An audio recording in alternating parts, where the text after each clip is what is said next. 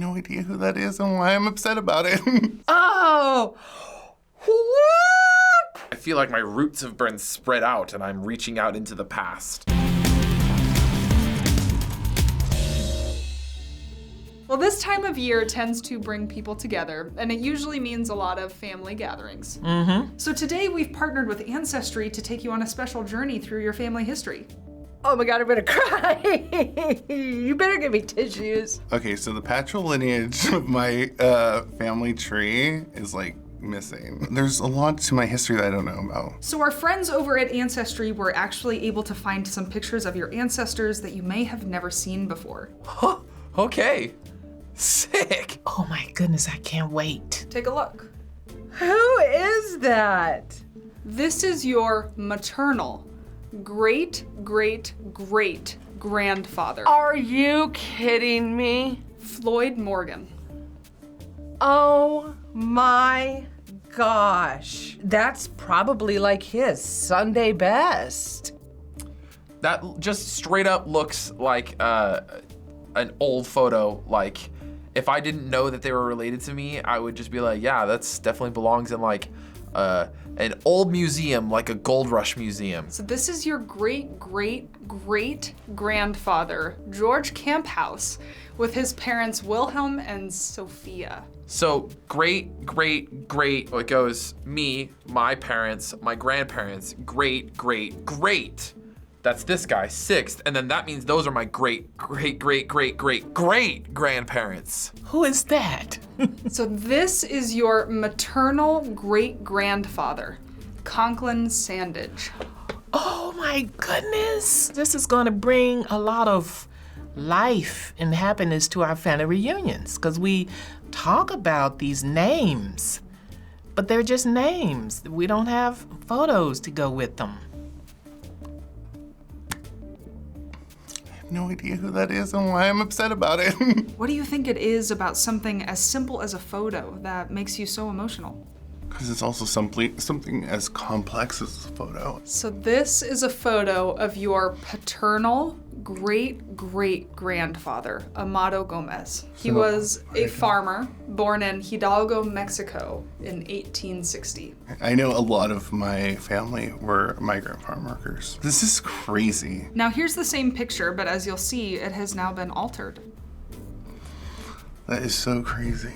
I always talk to like my ancestors. That's a big part of what I do, to guide me, to give me strength, to do things. And I'm looking at one of them. And it's not like this ambiguous cloud in my head. There's a face to it. There was an estrangement. So I can't like readily go and like talk to people and get information. That adds to this overwhelming feeling of like, oh my gosh, like I'm seeing part of my lineage. It's super special. So we were able to take things a little further today when it comes to your family history. Okay. Would you like to see what else the researchers at Ancestry were able to dig up for you today? Absolutely. Of course, I'm so happy to cry about this. This is an 1870 U.S. federal census. Oh, Sophia, George. That was the grandparents. Their great-great-great-great-grandparents. I'm gonna direct your But- attention over here to this column. This is where they're from. Russia? Prussia.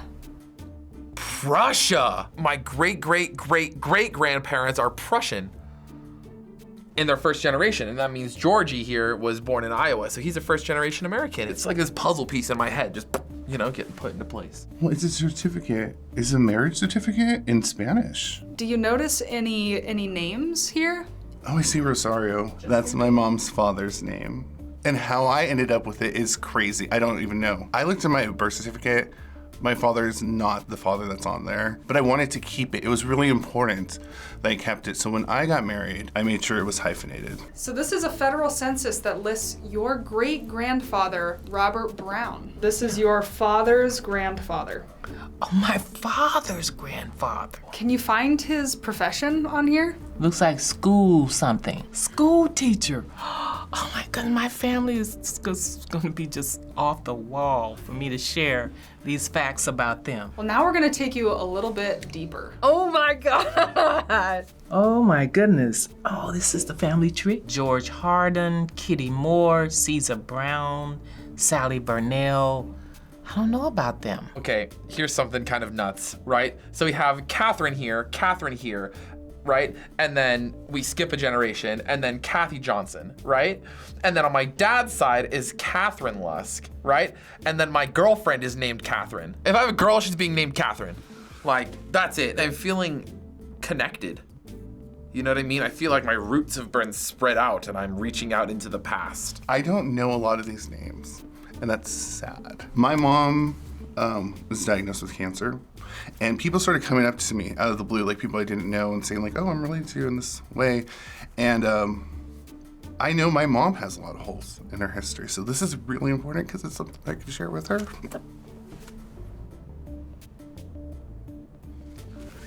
Ever cry. But it's good, it's all good. Oh, what? I don't know if I've ever heard the Ellerson name. Viola Sanders, that's my grandma. And holy sh**, you have Robert Sanders and Margaret Sanders, William Lambert and Dicey. Here's a bit more on the Morgan side. Holy moly! Oh my gosh! And there's Floyd Morgan. Wow! That's the Morgan you showed me. My mom has no idea who either one of their parents are. No clue. They just never talked about that stuff. We have another surprise for you. Okay. Oh gosh.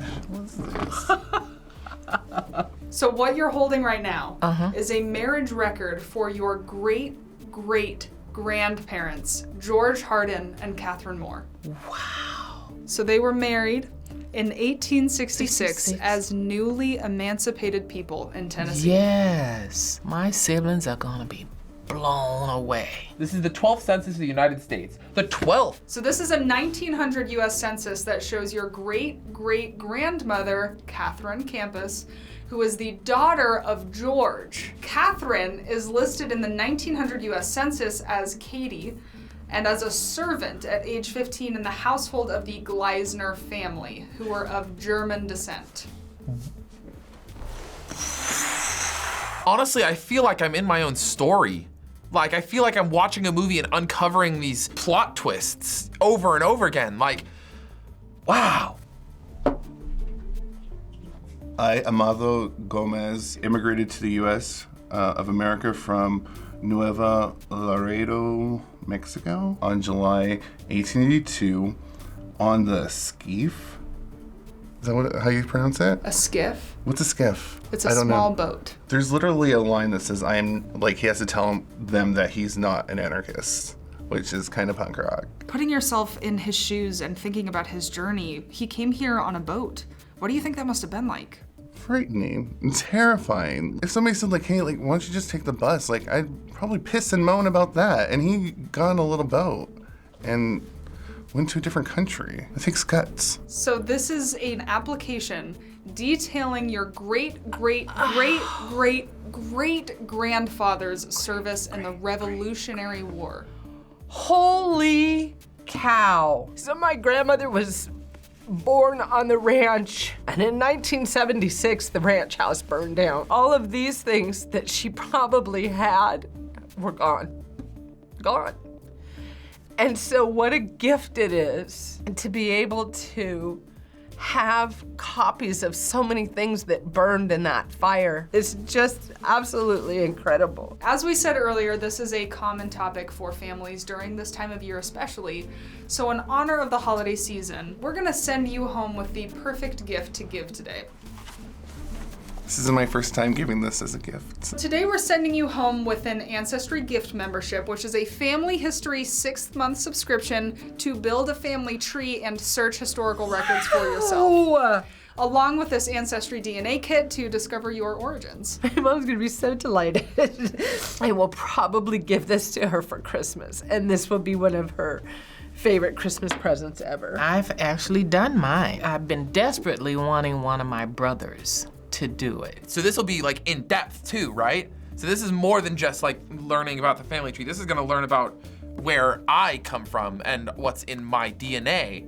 That's insane. How does it feel to know that you'll be able to continue this journey and share what you've learned with your family members this holiday season? Other than the gift of having my mom still around, it's the next best thing I can think of. Every 2 years, we have a family reunion, and we go over the family tree so that all the younger people can remember the names. They will be all in. I cannot wait to tell my mom. It always made her sad that she doesn't know anything about her side of the family, and so I cannot wait to call her and tell her that we have information now. So we really hope that you enjoyed taking a deeper dive into your ancestry. Oh, yes. From your perspective, how important is understanding your past and how it impacts you today?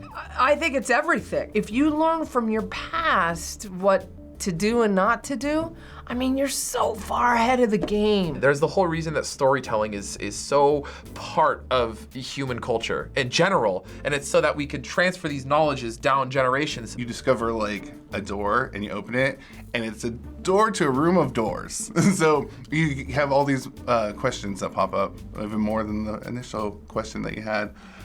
But that's the great part about it. So finally, can you tell us what this experience has meant for you today? Well, you know, when you can see things, when you see evidence, it just makes you feel real good and want to know more. It's been everything. FBE and Ancestry, I cannot thank you guys enough for giving me something to give my mother that I just never thought to be possible. I've always been very big into learning about myself and my family's past. Okay, you know what's like Mulan? You know, where she goes into that one chamber and all of her ancestors come alive as blue ghosts? That's how I feel right now. Hey, it's Sierra, producer here at FBE. Thank you so much to Ancestry for partnering with us on this really special episode that's helping bring families closer together this holiday season. Every family has a story, and Ancestry is a gift that can help bring you closer to your origins. To see how you can give your friends and family the gift of discovery with Ancestry, check out the links down in the description. Bye, guys.